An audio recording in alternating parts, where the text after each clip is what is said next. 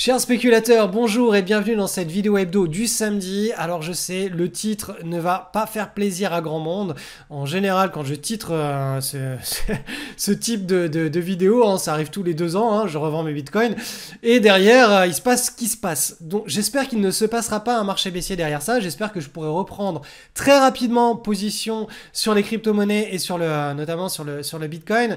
Mais je vais vous expliquer pourquoi. J'ai revendu mes bitcoins cette semaine.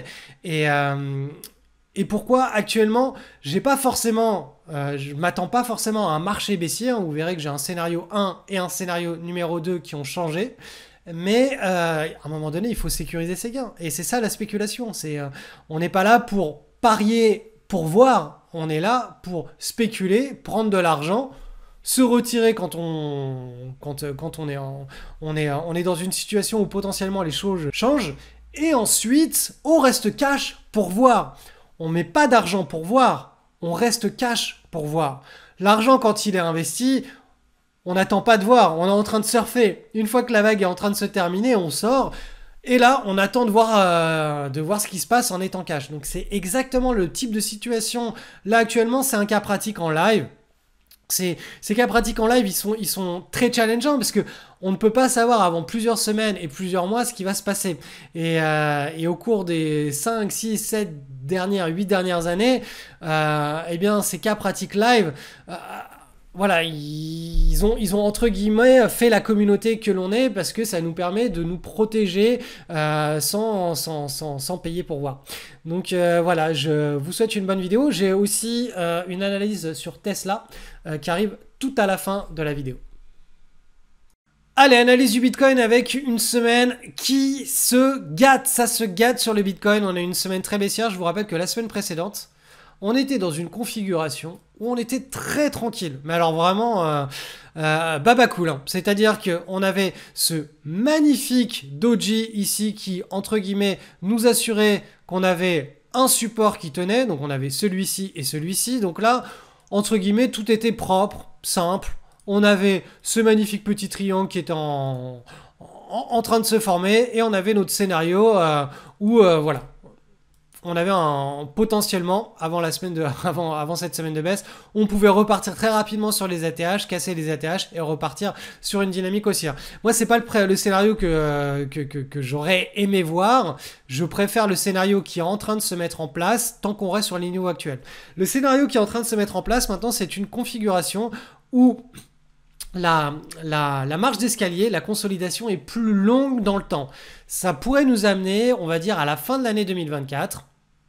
On va dire, allez, jusqu'au mois de novembre 2024, à savoir avoir un magnifique, voilà, triangle chartiste ou une magnifique séance et qu'on vienne breaker vers le nord un peu plus tard et qu'on puisse repartir vraiment sur quelque chose de sain.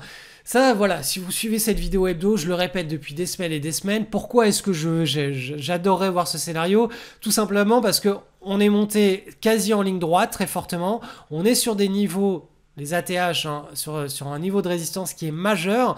Donc l'idée c'est qu'on se repose, on prenne vraiment le temps de digérer toute la hausse au préalable, qu'on prenne vraiment le temps de dire ok c'est bon, les ATH on les connaît, on a l'habitude, on est dessus, et que avec des nouveaux fondamentaux, des nouvelles news ou pas d'ailleurs, on puisse repartir de manière saine et reposer sur des nouveaux plus hauts sur le Bitcoin.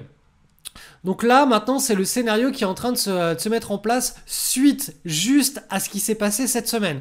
À savoir,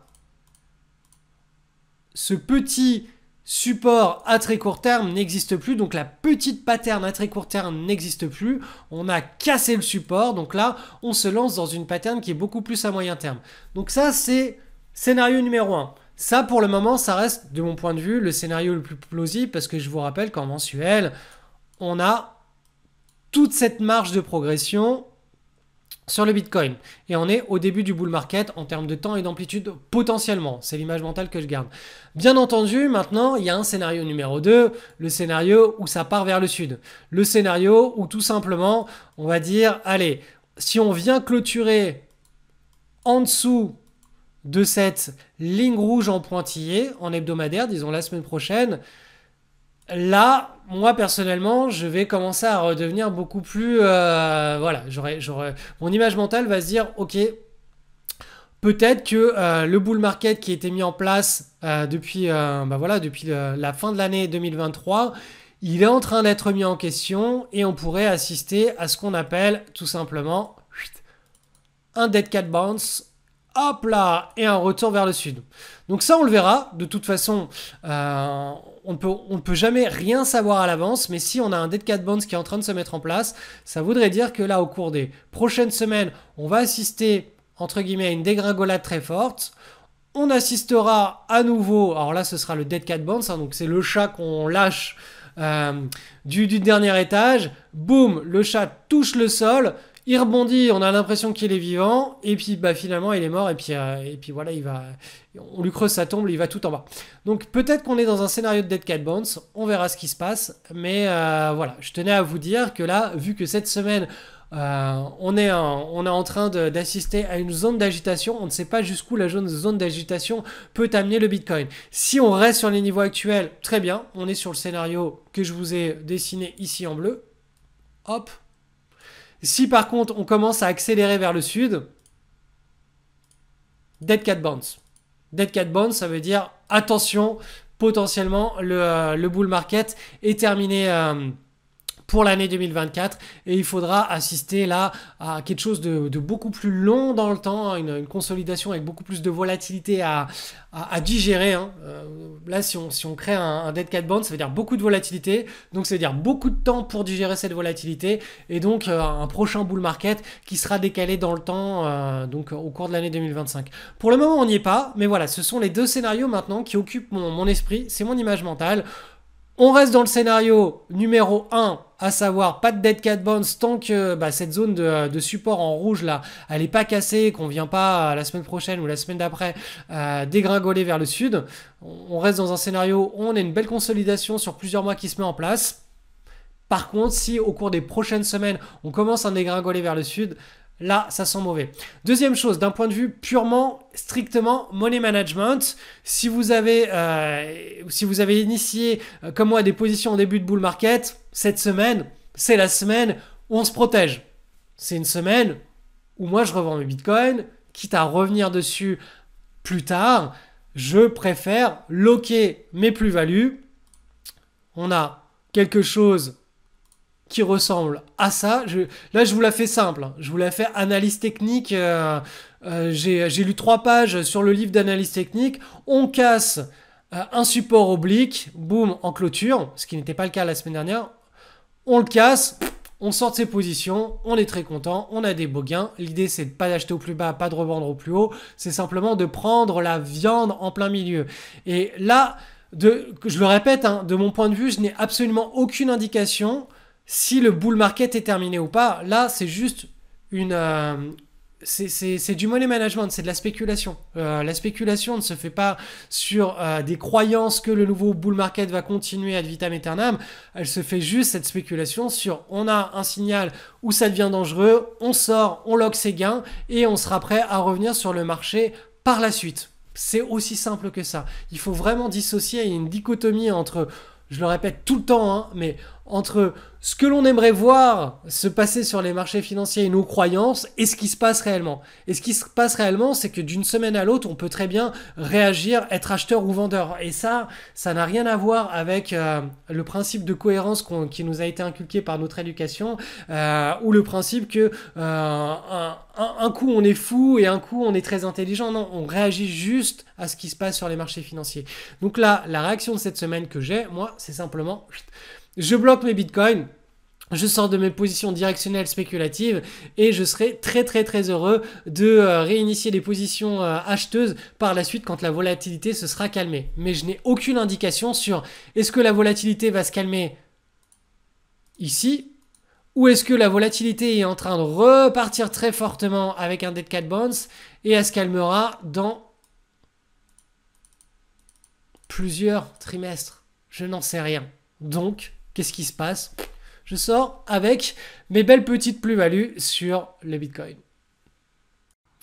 Allez, sur l'Ether, c'est exactement le même type de situation que sur le Bitcoin. Donc, la semaine précédente, on avait ce magnifique... Alors, vraiment, la semaine précédente, c'est marrant parce que on avait sur les majeurs des situations, enfin moi, de mon point de vue, quand je voyais l'analyse graphique, mon image mentale était très positive. On avait ce support qui était trouvé, la volatilité qui baissait. On voyait toutes ces séances là où il y avait très peu de volatilité. C'est très très bon signe. Et là, cette semaine, bam! Et ça, croyez-moi, quand on voit ce genre de choses, voilà, moi j'aime pas voir une situation où on a très peu de volatilité, à d'un coup on a beaucoup de volatilité et vers le sud. Ça veut dire qu'il peut y avoir, une espèce de contagion. Donc quand on a ce genre de choses, bah forcément il faut réévaluer son scénario. Alors là, l'histoire sur l'Ether, c'est que on est toujours voilà, dans une marche d'escalier. Donc ce scénario numéro 1 avec on va dire une consolidation à très court terme, comme vous l'avez vu sur le Bitcoin, je préfère l'écarter pour qu'on reste beaucoup plus cohérent avec l'état de volatilité qui est en train de se mettre en place. Et je vais simplement vous tracer, voilà, le nouveau scénario qui ressemble davantage maintenant à ceci. Donc, soit on reste sur les supports actuels et on a cette espèce de magnifique triangle. Boum. On casse vers le haut. Et le bull market reprend de plus belle, ce qui serait vraiment la chose la plus saine. Hein. Ça fait des mois et des mois que je le répète. Dans l'idéal, il faut une consolidation qui soit longue dans le temps. Là, pour le coup, ça y est, on passe dans cette situation. Mais comme on est passé aussi dans une situation à très faible volatilité, et là, boum, cette semaine, forte volatilité, et on ne peut pas écarter le fait qu'on soit dans une situation où ça accélère vers le sud. On est notre dead cat bounce et là, la volatilité continue et on sort de ce scénario-là. Donc pour cette simple raison, si vous êtes chargé en Ether, il n'est pas du tout inconcevable de commencer à prendre ses profits ou de sortir de ses positions, quitte à recharger un petit peu plus tard quand la volatilité se sera à nouveau calmée, parce que là, on peut potentiellement rentrer dans une situation où il y a un rush d'adrénaline. Hein. C'est-à-dire que là, si on commence à chuter très fortement, qu'on rebondit très fortement, ça va être des semaines qui vont être assez chaudes émotionnellement.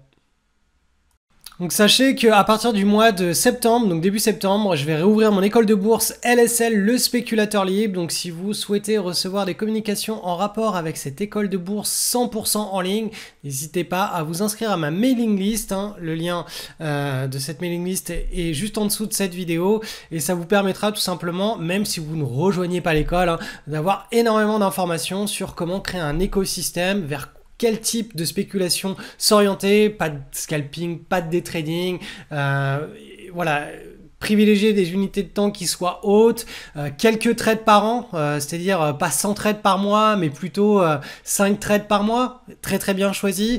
Ensuite, créer un portefeuille long terme, donc des portefeuilles long terme qui ne soient pas des portefeuilles d'actions ou d'obligations, mais créer des choses qui soient diversifiées et idéalement avec une certaine forme de suivi de tendance si vous le pouvez sur une partie de vos portefeuilles long terme. Bref, tout ça, c'est quelque chose que j'enseigne dans mon école. C'est un programme qui est distribué semaine après semaine avec la team.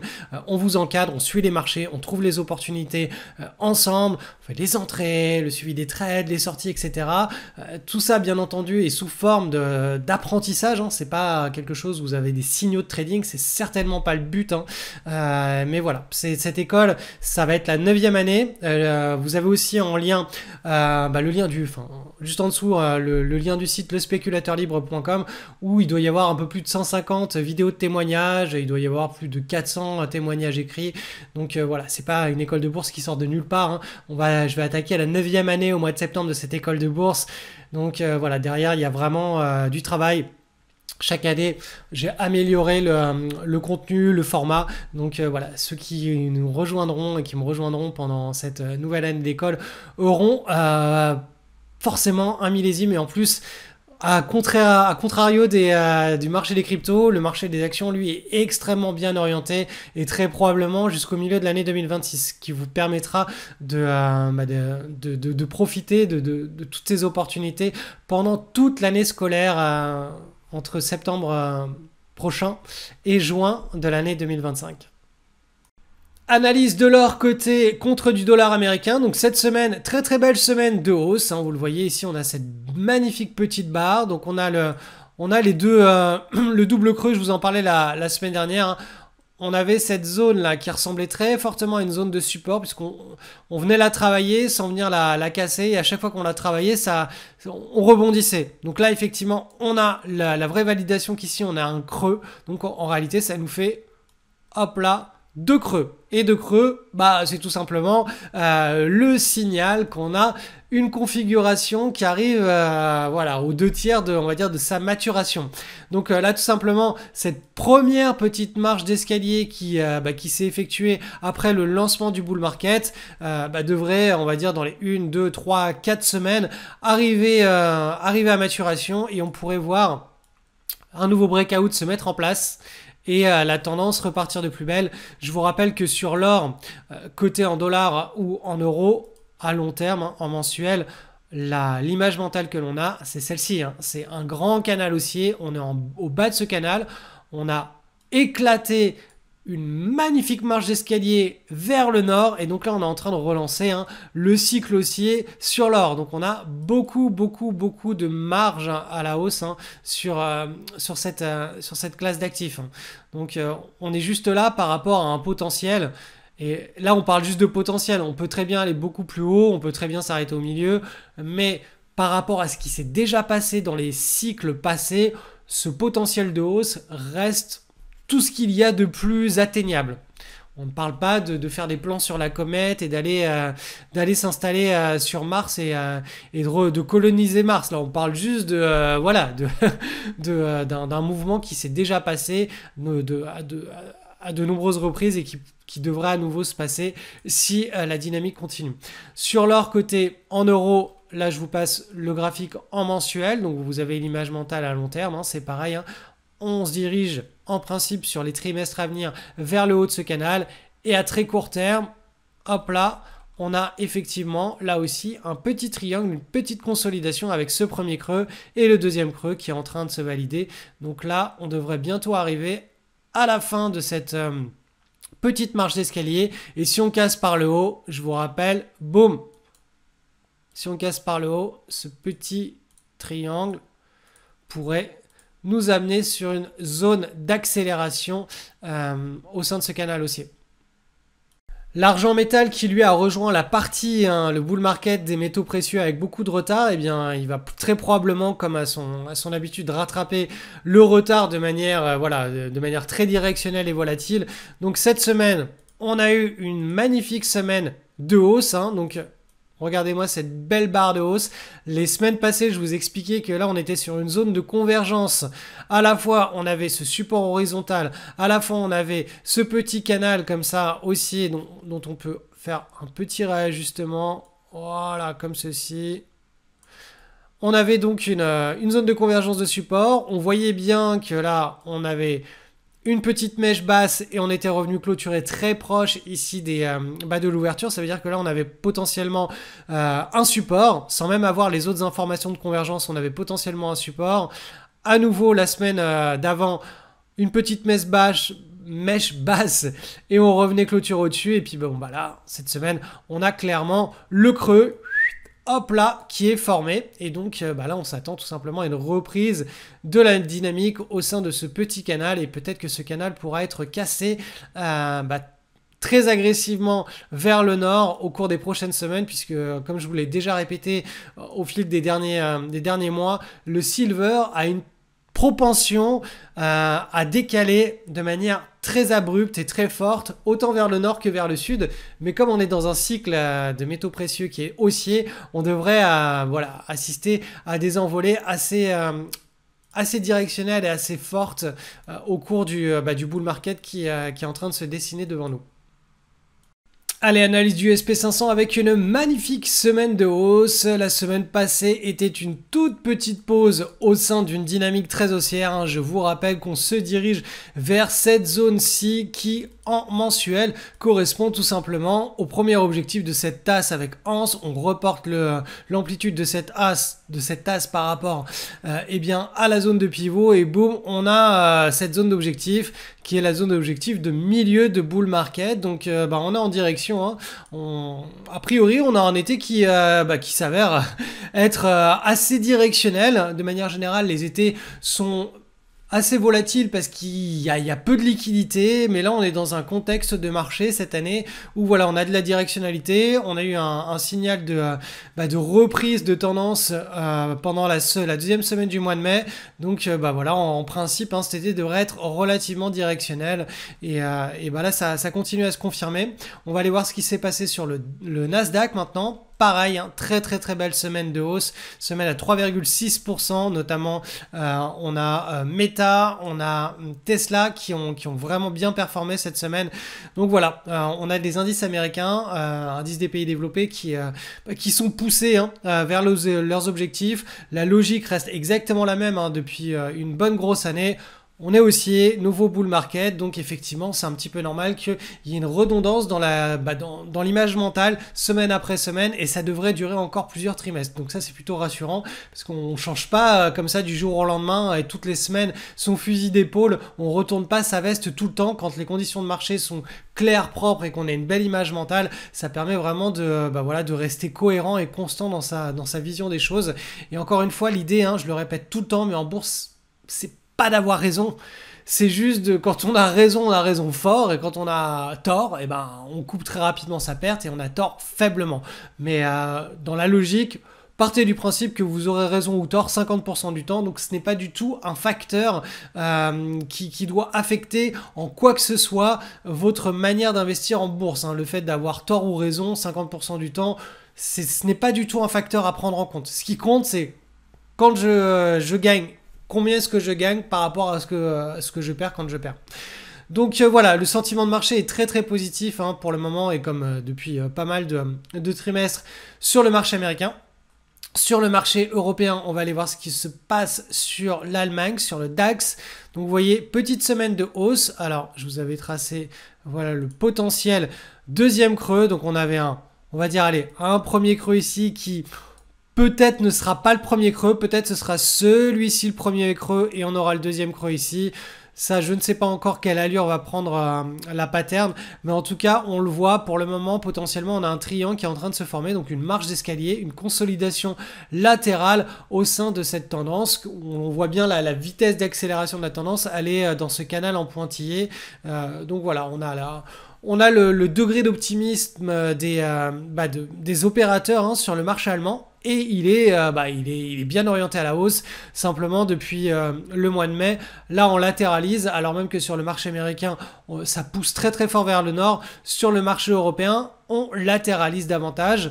Et sur le marché français, on va aller voir ce qui se passe sur le CAC 40. Donc, suite hein, aux élections, le CAC 40 est beaucoup plus impacté, mais la dynamique de fond reste très positive. Donc, vous voyez à court terme, hein, cette semaine, on a eu une mèche basse, boum, très basse ici. On est venu reclôturer vers les niveaux d'ouverture. Donc ça signifie qu'on a sur cette zone-là un support qui a été trouvé. Peut-être que c'est le point bas de la correction. Et dans ce cas-là, on n'aurait pas le biseau que je vous ai dessiné ici. Peut-être qu'on aura juste quelque chose qui va faire pam, pam, pam. Et ensuite, on repart à la hausse hein, dans cette belle dynamique. Hein. Peut-être que là, on a trouvé le point bas ou peut-être pas. Ça, je n'en sais rien. Tout ce que je sais, c'est que on est dans une configuration classique d'épiphénomène baissier au sein d'un bull market. Donc, le terme que j'alloue à ça, c'est situation d'attentat. À très court terme, ça tape fort, mais derrière, la vie reprend son cours. Et là, le cours de la vie sur le CAC 40, ça reste quand même une tendance haussière hein, sur du long terme. Donc, très rapidement, la vie devrait reprendre son cours sur le CAC 40, malgré ce que l'on peut dire.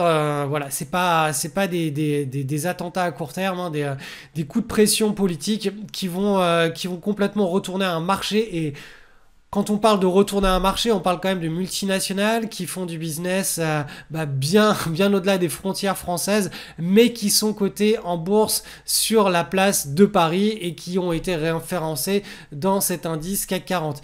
Donc ça va, la bourse, l'indice CAC 40 va bien au-delà de certaines considérations politiques à très court terme qui viennent impacter la psychologie des foules. C'est pour ça que je le dis souvent, en réalité, on traite la psychologie des foules, on ne traite pas un actif, on ne traite pas des projections d'actifs, on traite des comportements de foule. Voilà.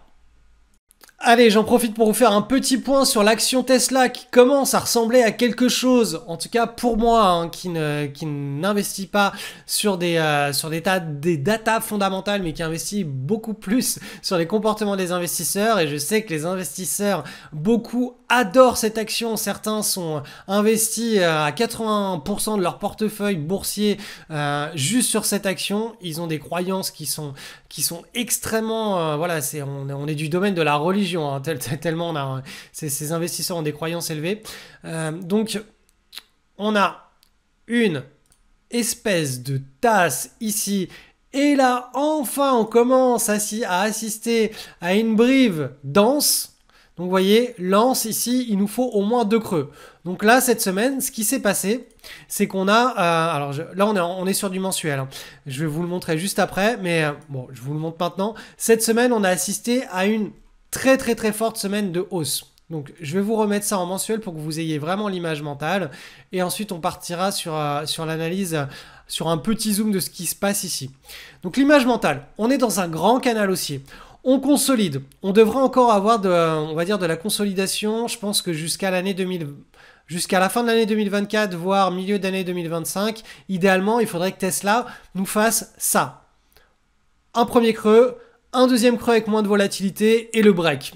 Et là, si on a ce type de configuration sur Tesla, on aura pendant le breakout un magnifique signal de prise de position. On aura cette tasse avec cette anse qui sera formée et qui sera mature et qui nous permettra de rejoindre la partie des croyants. Si ce n'est pas le cas, tout simplement, les croyants, ils vivent leur histoire de leur côté, nous, on vit notre histoire de la nôtre. Parce que là, actuellement, rien ne nous dit que cette histoire-là de ta séance, elle ne break pas vers le sud, qu'elle casse le canal haussier, parce que pour des raisons X ou Y, des nouveaux concurrents arrivent, je sais pas moi, Elon Musk mort, enfin, il peut se passer énormément de choses qui pourraient, tout simplement... voilà, venir mettre un petit grain de sel dans la machine de Tesla et l'amener à soit consolider pendant plusieurs années, soit partir dans un marché baissier. On ne sait jamais à l'avance ce qui peut se passer. C'est du domaine de la croyance. Nous, on est là on est dans le domaine de la réaction et on est là pour surfer certaines psychologies des foules qui sont anormales, qui ne peuvent pas tenir dans le temps, mais qui à court terme peuvent amener à des gros décalages à la moyenne. Et donc de mon point de vue, et ça je vous l'avais déjà présenté avec Tesla, il nous faut une tasse séance, et là la tasse on l'a ici maintenant, on est sur la zone de construction de l'anse, et pour cela il va falloir qu'on aille travailler le pivot, qu'on consolide avec une volatilité qui s'affaiblit sous le pivot et ensuite qu'on ait le break. Donc à plus court terme, je vais vous passer ça, hop là, en hebdomadaire. Donc en hebdomadaire, alors je vais vous supprimer tout ça, ça date d'il y a pas mal de temps, mais la logique reste la même. On avait donc, ce petit canal baissier. La semaine précédente, j'ai hésité à présenter Tesla parce qu'on avait un magnifique double creux ici et cette semaine on a cassé. Donc la semaine dernière on était toujours en dessous du pivot et cette semaine on a cassé le double creux. Donc vous voyez, ça c'est une figure de retournement de tendance. Typiquement quand vous voyez ce genre de choses qui arrivent, hop là, et que ça se forme sur un support. Donc là en l'occurrence on avait une zone de support. On l'avait aussi en mensuel. On le voyait ici en cette tasse séance. On avait un magnifique doji ici qui nous informait qu'on était potentiellement ici sur une zone de support. Et ensuite, on avait la volatilité qui se contractait. Donc, pour toutes ces raisons-là, on pouvait avoir une image mentale sur Tesla qui est... si de là, on casse le petit pivot ici, ça nous amènera très probablement à casser ce petit canal baissier et à repartir sur une dynamique de hausse. Mais je vous rappelle que la dynamique de hausse reste très contenue, hein. Elle reste contenue en réalité à ta séance. Donc cette hausse que vous voyez ici, là, sur le mois de juillet qui est en cours, de mon point de vue, elle devrait s'arrêter assez rapidement sur la zone des $300. On devrait stabiliser l'histoire et ensuite de là, si les investisseurs sont motivés, qu'Elon Musk continue à faire ce qu'il doit faire et que tout se passe pour le mieux dans le meilleur des mondes, on pourra avoir effectivement le breakout et l'envolée Tesla vers des cieux qui seraient voilà. Vous voyez que là, si on projette tout ça, ça veut dire que Tesla, on peut aller chercher bon, je vais pas citer de je vais pas citer de chiffres, mais bon, on est sur un x10, x15 quoi.